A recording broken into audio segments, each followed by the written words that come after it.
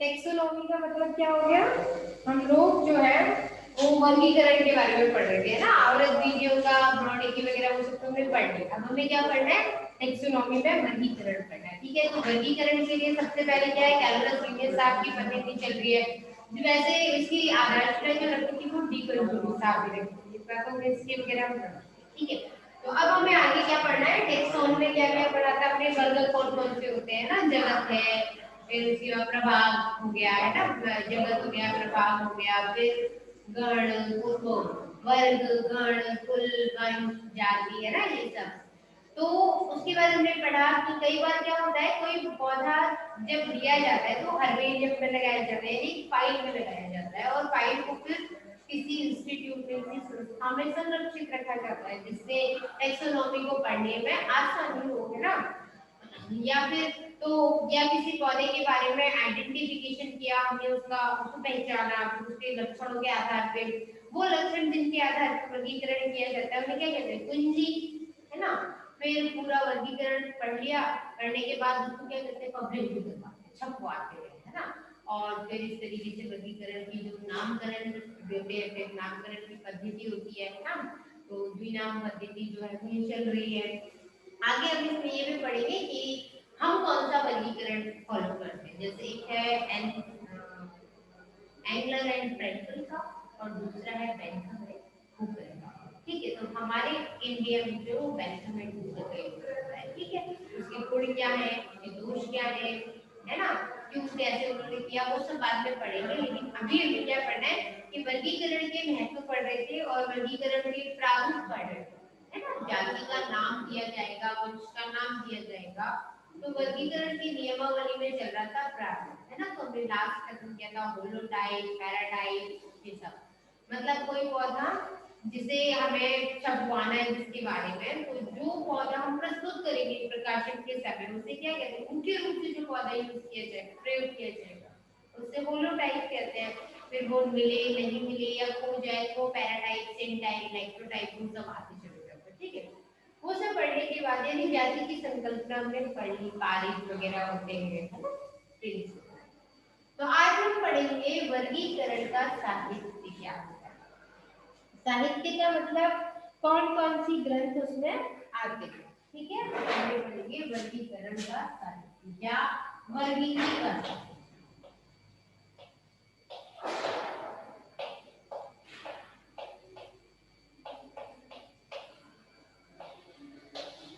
ठीक है, वर्गीकी का साहित्य जो है इसके अंतर्गत कौन कौन से ग्रंथ आएंगे, क्योंकि जब भी कुछ पढ़ना होता है तो हमें क्या चाहिए, इसका लिटरेचर चाहिए, है ना, साहित्य लिटरेचर को बोलेंगे। क्योंकि आज हमें पता है हमारा भारत का या राजस्थान का बहुत गौरवशाली इतिहास है, तो पता नहीं हिस्ट्री की किताबें पता चला, है ना, कौन कितने एरिया में घिरा हुआ है, कैसे हमारे भारत देश की कहाँ कहाँ सीमाएं, कैसे, तो हमने ज्योग्राफी में पढ़ा, है ना। एटम वगैरह कुछ होता है, परमाणु होता है, कैसा होता है, कैसे काम करता है, हम कैसे बने हैं, क्या क्या चीजें हमारे कंपोजिशन में है ना, कोशिकाएं वगैरह, वो सब हमने किताबों से तो पढ़ा। तो इस तरीके से कुछ पत्रिकाएं छपती है, कुछ मैनुअल्स होते हैं, है ना, कुछ मोनोग्राफ वगैरह होते हैं, कुछ इंडेक्स होते हैं, वो सब कुछ हम इस पर पढ़ेंगे। ठीक है, तो पहले आता है वर्गीकी साहित्य। ठीक है, वर्गीकी साहित्य में क्या क्या चीजें हैं, सबसे पहले आजकल तो इंटरनेट, वेबसाइट, लाइब्रेरियम, हर्बेरियम, ये सब कुछ मौजूद है ना। जब नहीं था तब क्या था, हर्बेरियम था, लाइब्रेरी थी, अब तो इंटरनेट, वेबसाइट्स वगैरह है। तो सबसे पहले पढ़ते हैं कौन कौन से होते हैं। देखो टोटल 12 टाइप्स है इसमें, 12 तरीके से हम वर्गीकी साहित्य का अध्ययन करते हैं।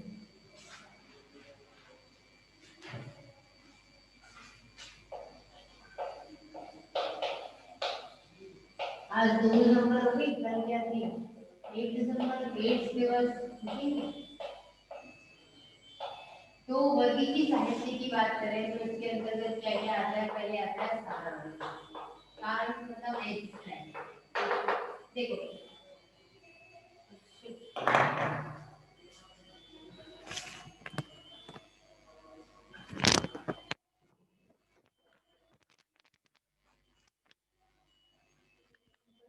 हमारा में माइक लगाना भूल गई यार।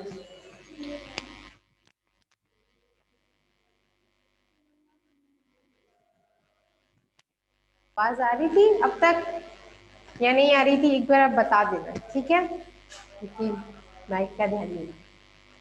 वर्गीकी साहित्य के अंतर्गत हम लोग क्या पढ़ते हैं, सबसे पहले एब्स्ट्रैक्ट सारांश, ठीक है। जैसे देखो इंटरनेट के जमाने में आप लोग क्या करते हो, गूगल वगैरह करते हो, वेबसाइट पे कोई चीज सर्च करते हो, तो उसमें एक तो आता है विकिपीडिया, उसमें सब कुछ लिखा आएगा, या फिर कई बार आता है ना ऊपर कुछ लिखा आएगा जैसे पीडीएफ वगैरह, ये सारी चीजें आती है। कुल मिला के गूगल पर जो भी सूचनाएं हैं वो किस फॉर्म में, आर्टिकल्स के फॉर्म में। जैसे आपने कोई वर्ड डाला है ना, गाइनेंड्रोमॉर्फ डाला मान लीजिए आप, थोड़ा टर्म या हरकोगैमी शब्द डाला, तो इस स्थिति में या पॉलीगाइनी है ना, या आपने एपोमिक्सिस वगैरह, अनिषेकता वगैरह पढ़ा है आपने, है ना, अनिषेचन वगैरह ये सब पढ़े।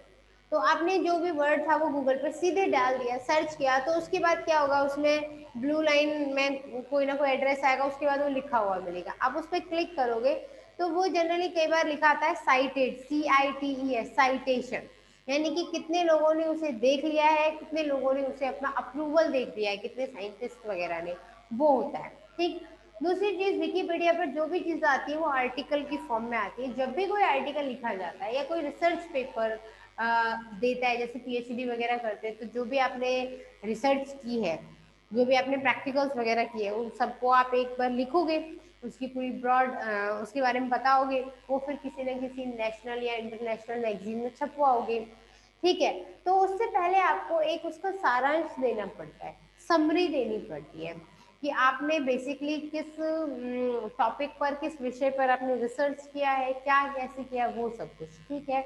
और उसका आपको उपसंहार टाइप, है ना, तो उसे क्या कहते हैं, सारांश। सारांश में बात करें तो विभिन्न लेखों का सारांश, एब्स्ट्रैक्ट अंग्रेजी में बोलते हैं ना, वो प्रकाशित होता है। जैसे इसके लिए एक current advances in plant science, ये नाम है, कुछ एग्जांपल्स है, जैसे बायोलॉजिकल एब्स्ट्रैक्ट वगैरह, ठीक है, या फिर Q record of taxonomic literature in plant science, ठीक है। इस तरीके के क्या होते हैं, इस तरीके के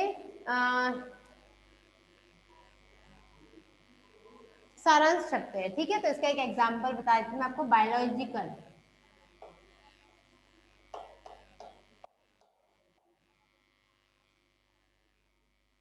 सॉरी जी, बायोलॉजिकल सारांश एब्स्ट्रैक्ट, ठीक है।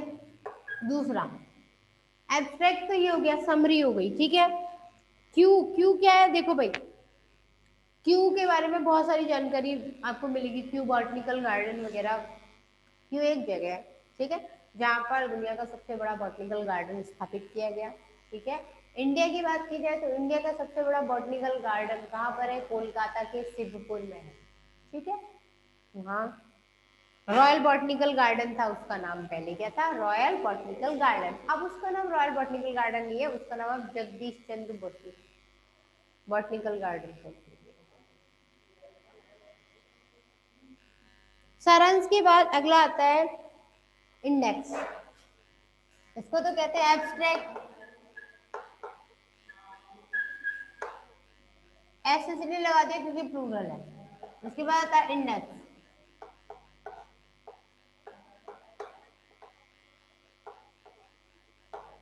सूची पत्र, ठीक है। इंडेक्स वर्ग की सूची पत्र के अंतर्गत जो है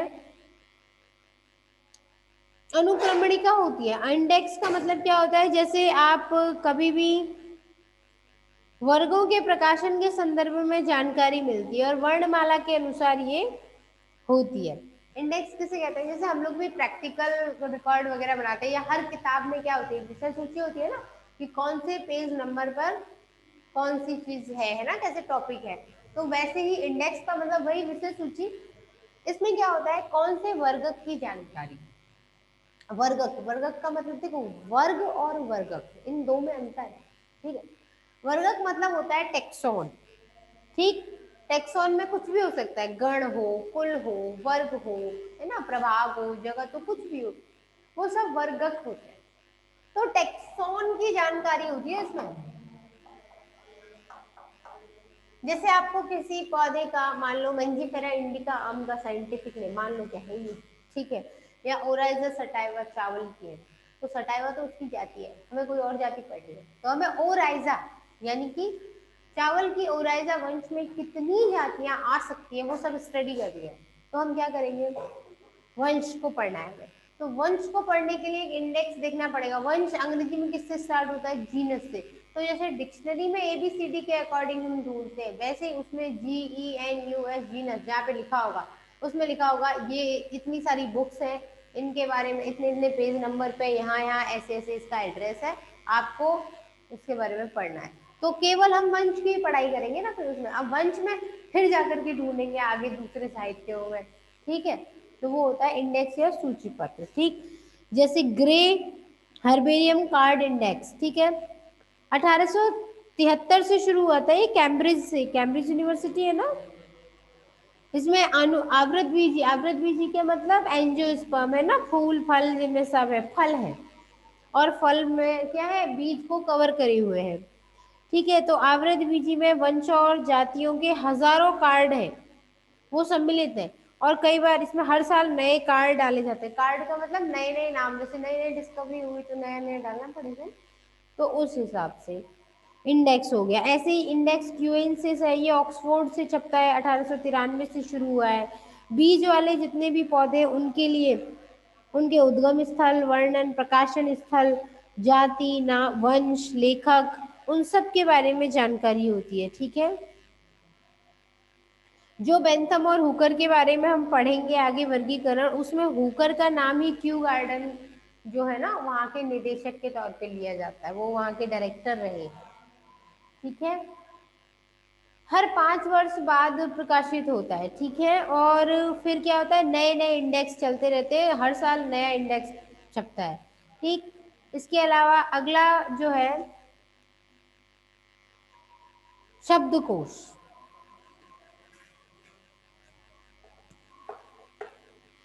शब्दकोश तो सबको पता है, शब्दकोश क्या होता है, यानी कि डिक्शनरी होती है। डिक्शनरी में हमेशा अल्फाबेटिकली वर्ड्स अरेंज होते हैं, और अल्फाबेटिकली, क्योंकि ये क्या है, वर्गीकरण की टेक्सोनॉमी की इंडेक्स है, जो सॉरी डिक्शनरी है ना, तो इसमें वर्गीकरण के बारे में ही सम्मिलित होगा,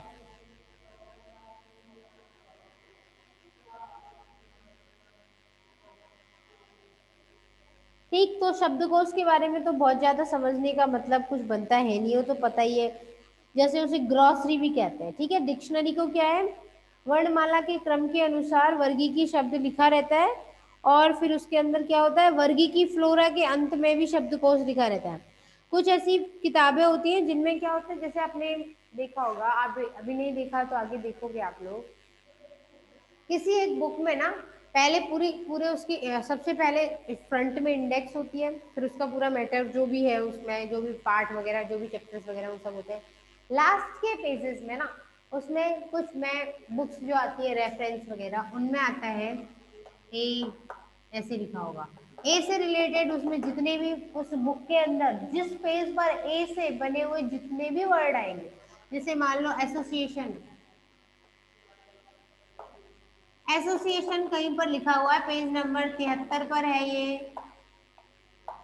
73 पर है, 80 पर है ना, फिर 105 पेज नंबर पर भी है, और 119 पर भी है, मान लो ऐसा है। तो उन सबके नाम यहाँ लिखे रहेंगे कि एसोसिएशन वर्ड आपको इन पेजेस पर ढूंढ लो आप कहीं, ठीक, ऐसे लिखा होता है।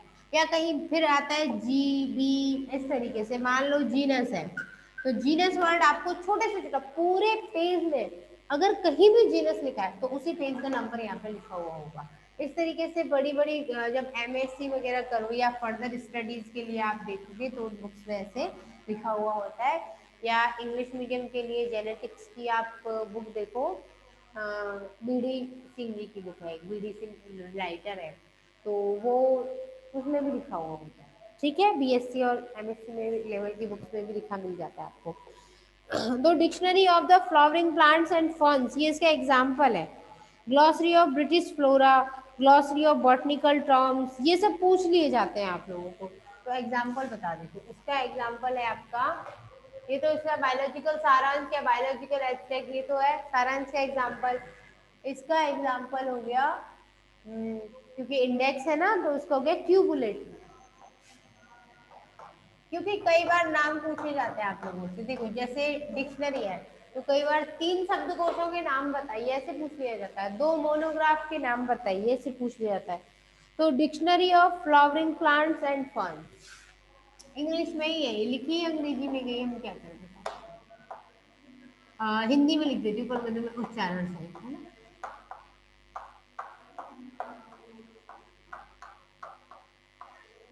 Dictionary of flowering plants and ferns.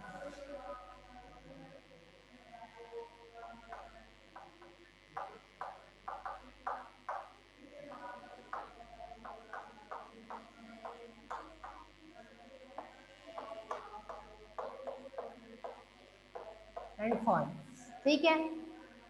इस तरीके से और भी नाम है, grocery glossary of British flora.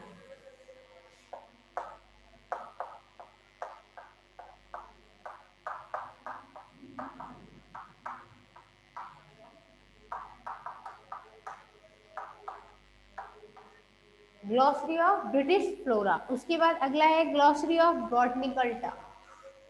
Glossary of botanical term,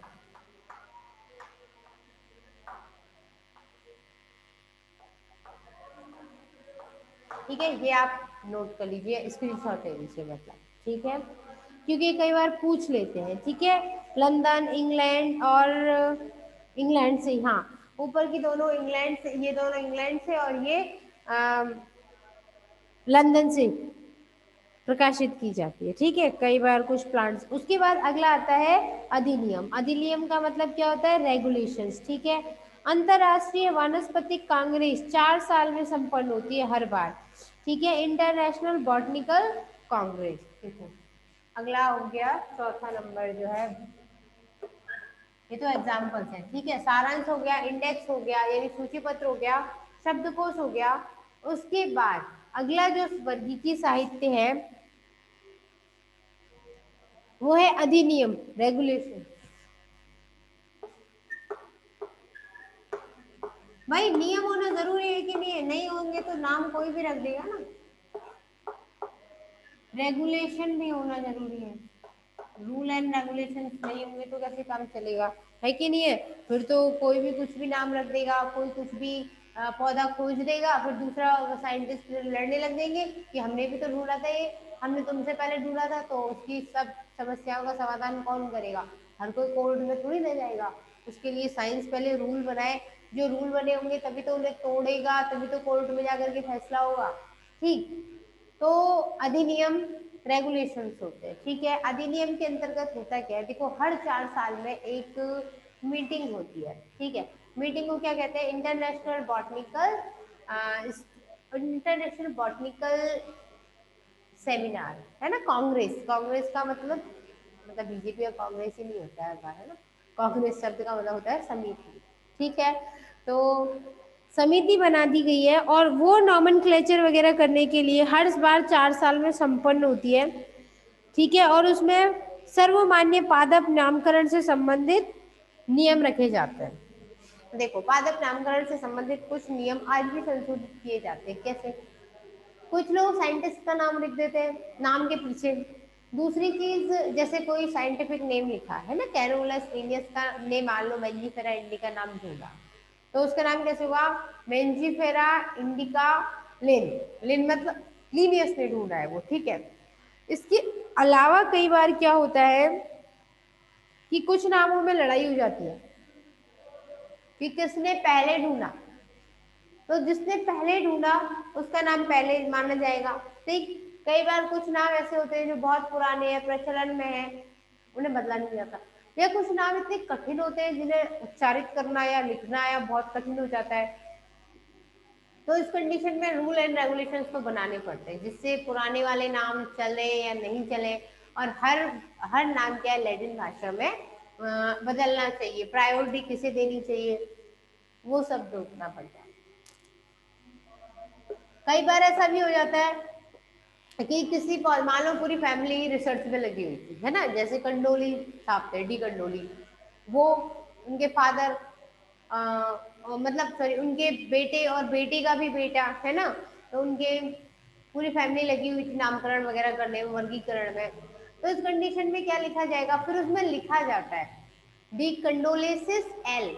L मतलब फिर उसके फादर के बारे में है, नेक्स्ट जनरेशन के बारे में है, तो या पिछली जनरेशन के बारे में, ग्रैंड सन है, यानी कि कंडोली तो उनका सरनेम हो गया ना, सभी बच्चे कंडोली लिखेंगे जो भी जनरेशन के होंगे, तो इसमें क्या किया जाएगा, एल है, एम है, एफ है, इस तरीके से लिखा जाता है कि वो फादर है या सन है या ग्रैंड सन है कंडोली का। ठीक, तो ये इस तरीके से नियमों के लिए हर 4 साल में अधिनियम बनाने पड़ते हैं। कौन बनाती है, इंटरनेशनल बॉटनिकल कांग्रेस। ठीक है, उसके अलावा इसका एक एग्जाम्पल है 50 years of botanical nomenclature Brittonia, 28 international code of botanical nomenclature by J लांजा, ऐसे करके नाम है। ठीक है, international code of botanical nomenclature for cultivated plants, cultivates मतलब होता है फसली पौधों के नामकरण की अलग विधियां हैं। ठीक है, और जंगली पौधों के लिए अलग है। तो इसका एक एग्जांपल मैं आपको बता देती हूँ, international code of botanical code of nomenclature for cultivates plants या उरेट। ठीक है, international bureau for plant taxonomy and nomenclature, इस तरीके से रेगुलेशन बनाने वाली संस्थाएं चलती है। ठीक है, सबसे जो आसान है वो है रेगनम वेजिटेबल। ठीक है, ये नाम लिखवा देती हूँ,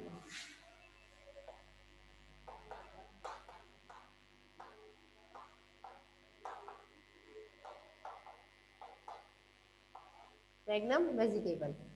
उसके बाद अधिनियम हो गए, शब्दकोश हो गया है ना, इंडेक्स हो गई, सारांश हो गया। अब इसके बाद अगला आता है सूची पत्र या कैटालॉग या ग्रंथ सूची।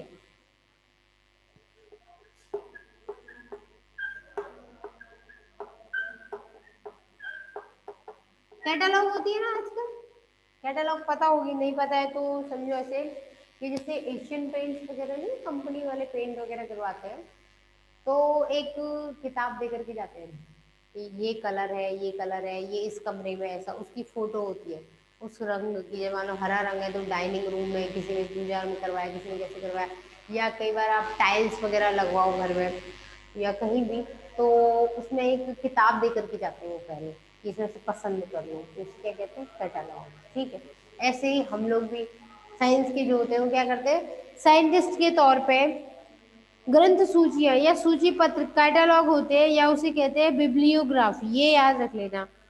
ग्रंथ सूची क्या होती है, क्या हुआ,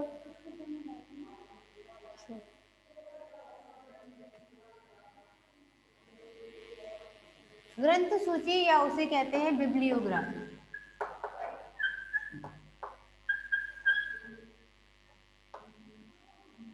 या बिब्लियोग्राफी या उसे वो कहते हैं कैटालॉग।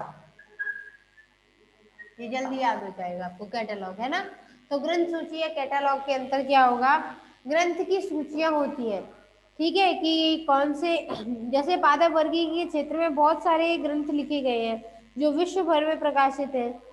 ठीक है ना, तो ग्रंथों की प्रकाशित ग्रंथ सूची से प्राप्त करते हैं कि कौन कौन से, देखो 3 प्रकार से होती है, जैसे बिब्लियोग्राफ ऑफ बॉटनी, ठीक है, या A bibliography of eastern eastern Asiatic botany, मतलब केवल एशिया में जो पौधे हैं ना उन्हीं के बारे में उनका अध्ययन है। Arnold Arboretum of Harvard University, Jamaica, Plain Mass, इस तरीके से इनके नाम है। ठीक, तो एक नाम मैं आपको लिखवा देती हूँ, बिब्लियोग्राफी ऑफ बॉटनी।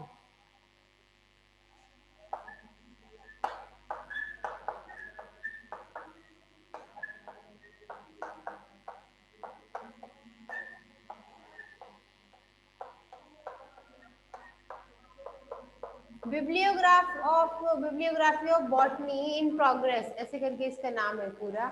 यानी कि ये अपने आप में एक ऐसी किताब है जिसमें बॉटनी के लिए लिखी गई सारी किताबों के नाम है। इसमें आपको पढ़ने को नहीं मिलने वाला है कुछ, इसमें आपको ये पता चलेगा कितने ग्रंथ बॉटनी से रिलेटेड अब तक लिखे जा चुके हैं। आपको कौन सा पढ़ना है या नहीं पढ़ना है, या क्या कैसे, मतलब कितने लिखे जा चुके हैं, वो सारी जानकारी आपको इसमें मिलेगी। ठीक है। अब अगली बात, ग्रंथ सूची है ना, इनको बिब्लियोग्राफी, इंटरनेशनल सूची पत्र वगैरह होते हैं। दूसरा क्या है, विश्व की ज्यादातर पत्रिकाओं का उल्लेख इसमें मिलता है। ठीक है। 21,000 आलेखों की सूची एक पुस्तक है, उसके अंदर दी गई है। ठीक है। उसका नाम क्या है, Arnold arboretum of Harvard university. ठीक। अगला आता है कैटलॉग्स की लाइब्रेरी होती है। ठीक है। पादप पुस्तकालय अगला।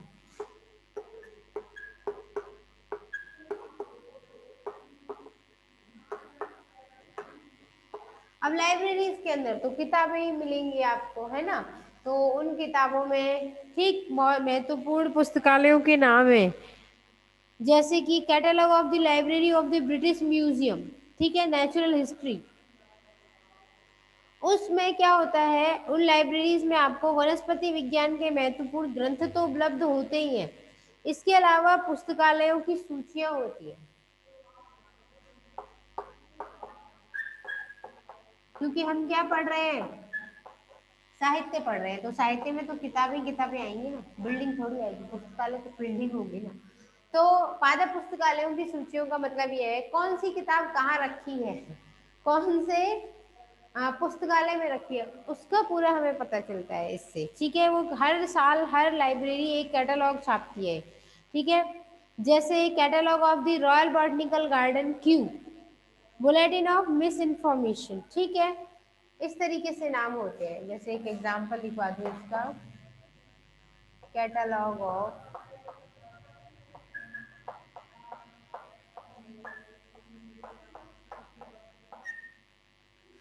कैटलॉग मतलब सूची। ठीक है। तो catalogue of the library of,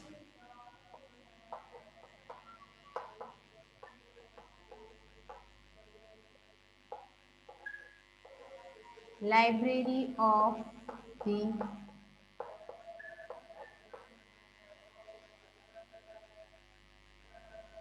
library of the British museum.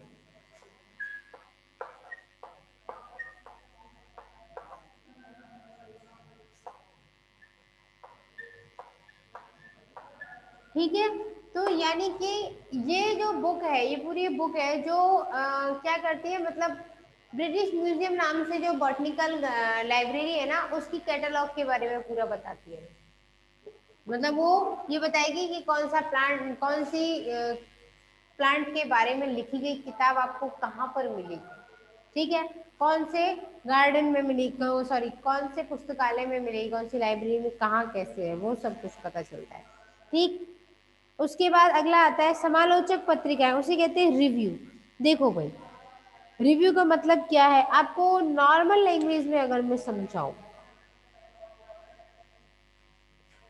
क्या बोलते हैं उसे, रिव्यू, रिव्यू या फिर समालोचक पत्रिका।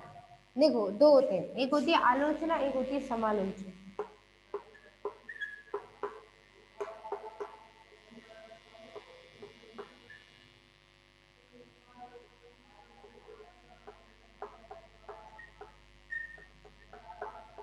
देखो, अगर आपको मैं आज कोई टॉपिक दूं, ठीक है, जैसे मैं कहूँ आपको कि आपको एक फैमिली ऑफ रेसिकेसी या कोई भी एक टॉपिक दे दिया मैंने, उसके बारे में आपको अध्ययन, आपको लिख करके लाना है। ठीक है। एक पूरा निबंध वगैरह लिख के लाना है।